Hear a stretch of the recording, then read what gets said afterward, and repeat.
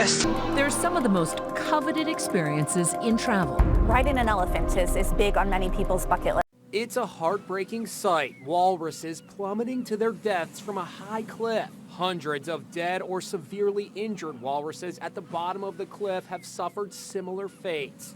Producers of the acclaimed new Netflix documentary series Our Planet blame climate change for these devastating scenes. Bathing an elephant, watching animal performances like elephants in shows. Moments designed to soothe the soul and garner a selfie. But the treatment of some of these animals behind the scenes can be alarming, like 4-year-old Mina, the elephant. There was a chain around her leg that had spikes in it. Chained to a pole with spikes sticking into her skin. Mina has had a spiked chain around her ankle since we last left her. For more than a year and a half, National Geographic writer Natasha Daly and photographer Kirsten Luce traveled across 4 continents, uncovering how the pursuit of likes can come at a heavy cost to animals. What we found is that what happens behind the scenes in order to get that animal docile enough to interact with a person often involves fear-based training. Obviously not something that the general public is aware of. Her reporting featured in this month's National Geographic magazine, exposing the hidden cost of wildlife tourism. Hey guys, welcome back to my channel here. It's Lavender here, and today I am back with another anti-capitalism video today. Today I am doing how capitalism affects wildlife as a whole and how it plays a role in disease outbreaks. So let's get started into this video. So yeah, this video is going to be a long one, so sorry I don't talk about like, you know, the dairy or like the meat industry. There's just too much to talk about when it comes to that.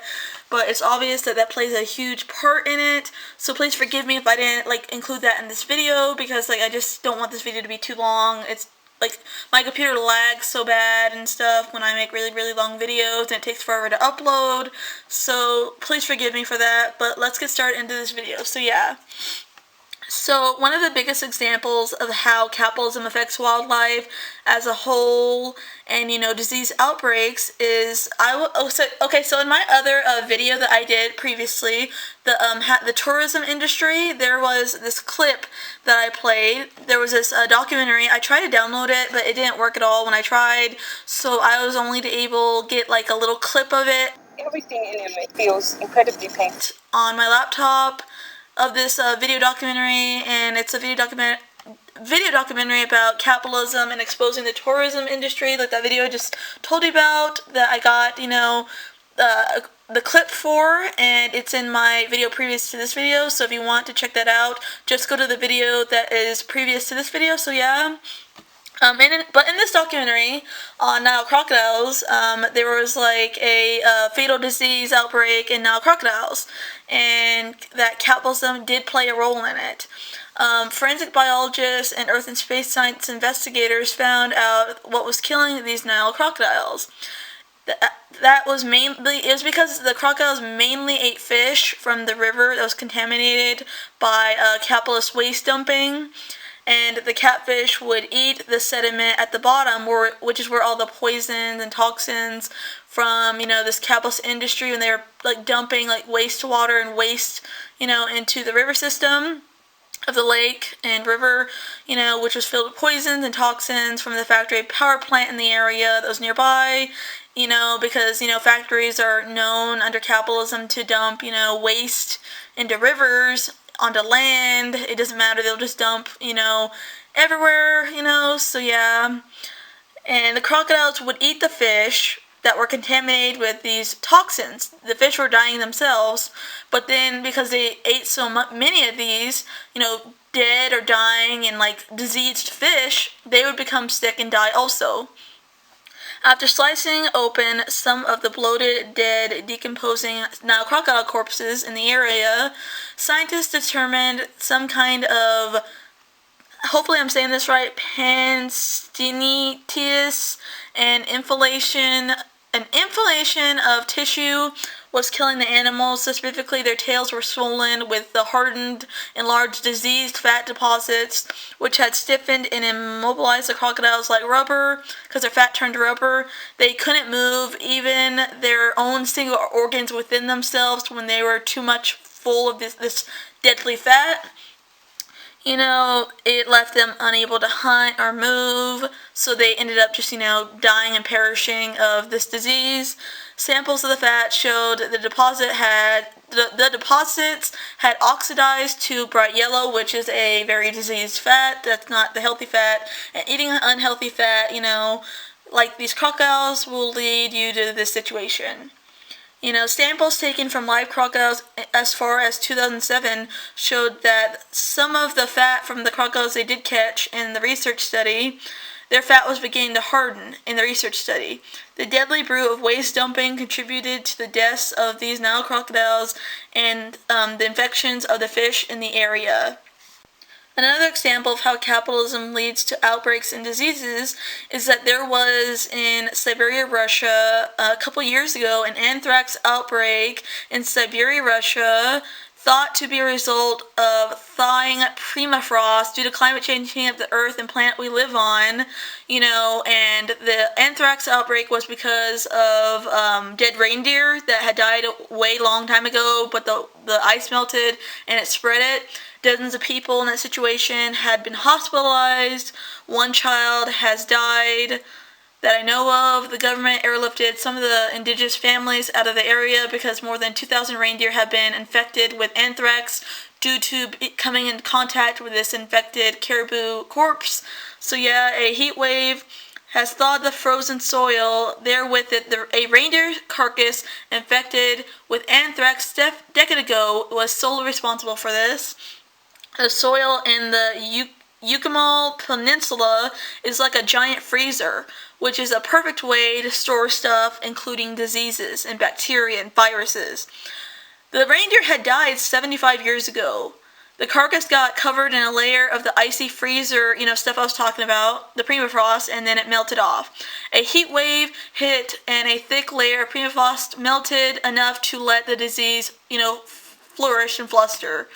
And the disease reindeer carcass rose to the surface, and as, you know, the climate, you know, crisis did this, and the climate crisis due to capitalism, you know, played a role in this anthrax, you know, outbreak in Siberia, Russia. Another research study that was conducted, researchers resurrected a 700-year-old disease virus from caribou poop, and warn it shows global warming due to capitalism could cause other viruses to come back to life. You know, whether that is, you know, smallpox or, like I said, anthrax. These findings prove viruses can survive for surprisingly long periods of time in cold environments. You know, again, it's a perfect place, so yeah. Another example of the climate crisis, you know, as in a whole, you know, generated by capitalism and its overall effect on wildlife is, you know, the melting of the Arctic. The Living Planet report from the WWF, a 60% decline in wild animal populations since 1970, collapsing ecosystems and environment due to capitalism's climate crisis it caused. The report repeatedly tells that humanity's consumption under capitalism and the capitalist pig gluttony consumption is to blame for this mass extinction of animals, and not only that, but the environment as a whole. And the planet and the earth as a whole. 83% of the world's freshwater ecosystems are collapsing. The freshwater ecosystems provide habitat for over 100,000 known species of fish, mollusks, reptiles, insects, plants, and mammals, including, you know, people, despite covering less than 1% of the Earth's surface. The freshwater isn't actually really endangered resources. And the Nestle CEO, the former Nestle CEO, wanted to privatize it. You know, again, capitalism is the cause. Capitalism is the problem. Death to capitalism. Polar bears could be lost by 2000. The carnivores rely on the sea ice of the Arctic Ocean to hunt for seals. Without the ice, you know, they can't, you know, get the seals because they're not built like seals. They can't swim as fast as seals or any of that. As the ice breaks up, the animals are forced to roam for longer distances or to shore, where they struggle to find food to feed their cubs. Polar bears are very, like, thermic. They can't, like, chase, like, their prey on land, like a lion, because they'll overheat because they have so much insulin with their fur and stuff. So they cannot like chase like their prey on land like that because they'll overheat and die. And the climate crisis, as it began, ramped up by the U.S. military being one of the largest contributors to climate change crisis, since they pollute the most carbon emissions out of everything on Earth. They are the biggest polluters in this whole entire world. And again, the dairy and meat industry are, some that play a huge role in this, but I don't want to go into too much detail because this video is going to be way too long, so yeah. Companies that are the world's worst plastic polluters. At number 1, we have Coca-Cola, then PepsiCo, Nestle, Danone, P&G, Unilever, Colgate, and Mars. And by the way, 5 of the top 8 companies are American. When they got there, they found that the whale was nearly vertical in the water column. It was holding its head in its blowhole out of the water so it could breathe, but it wasn't moving, and it appeared to either be entangled by its tail or have an injury on its tail that was keeping it from moving. Also, I totally forgot to talk about like the ocean pollution and stuff, and how capitalism, industries, capitalism contributes to that, whether it's like Nestle, Coca-Cola, them, or like any capitalist industry, Amazon, etc., etc., how it contributes, to pollution in the ocean and pollution in the environment. Animals eat it, such as like in the ocean and whales, and plastic pollution crisis in the ocean. I'm not going to get too deep into this because this video is going to be super long again, but just like the dairy and meat industry, this is a huge problem, with capitalism, industries, destroying the environment with pollution such as plastic and microplastics. I'm going to be putting clips in just to make up for, the fact I didn't really talk about this, so yeah. The ecotourism industry is another example of how capitalism affects the wildlife. A report in New Scientist magazine warns that the massive growth in the ecotourism industry may be harming wildlife as a whole, whether that's through stress, disturbance of daily routines in life, as in the wild animals, and even an increased transmission of diseases.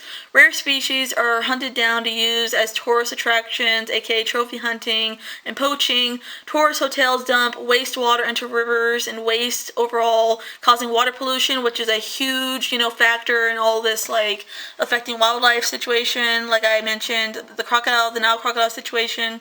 Trophy hunting sports were banned in Kenya in 1977. Unfortunately, this has led to a massive increase in illegal poaching in neighborhood in countries like Tanzania and Zimbabwe, as well as Namibia, South Africa, and some parts of Botswana. It remains illegal and a considerable source of income for the countries.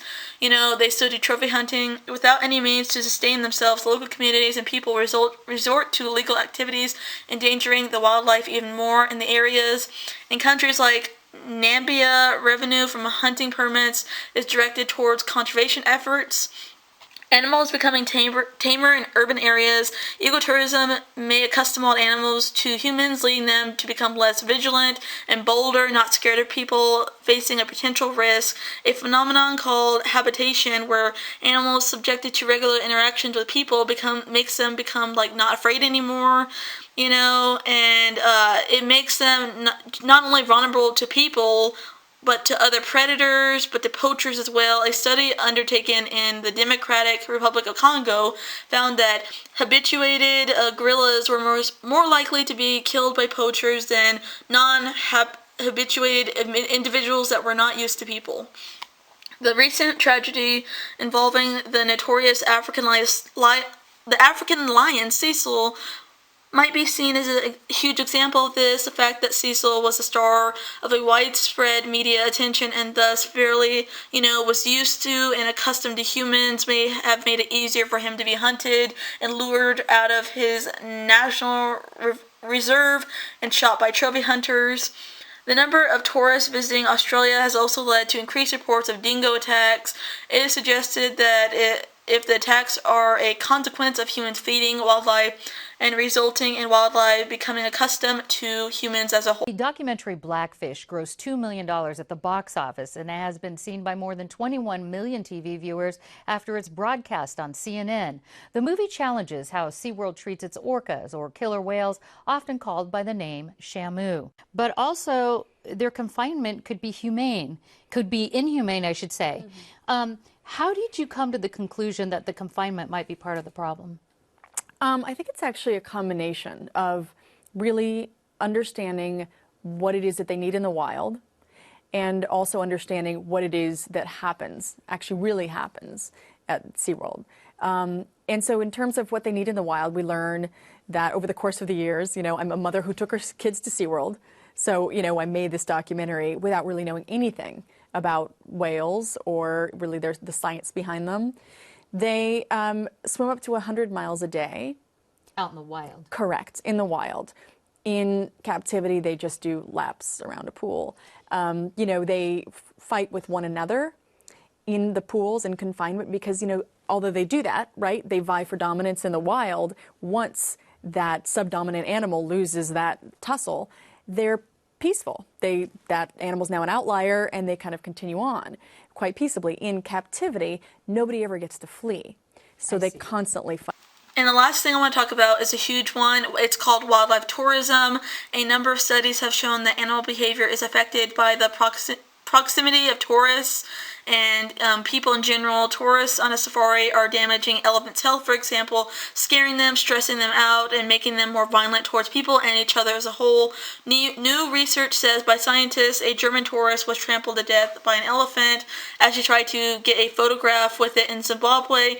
In 2017, a trained elephant was shot dead after fatally trampling a tour guide in Zimbabwe.